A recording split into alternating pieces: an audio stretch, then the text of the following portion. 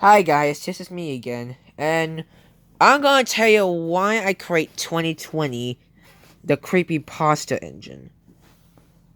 So, 2020, the Creepypasta engine, was being based of 2020 and the children, which is 2020 had killed Ace after Ace had ran out of fuel trying to get to the race.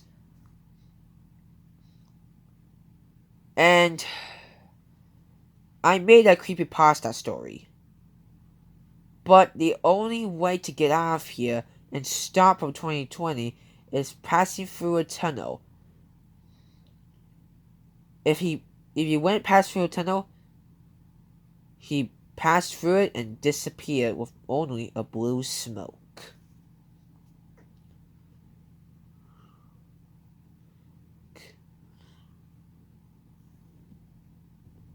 We never seen him since, as 2020 had crashed into Ace.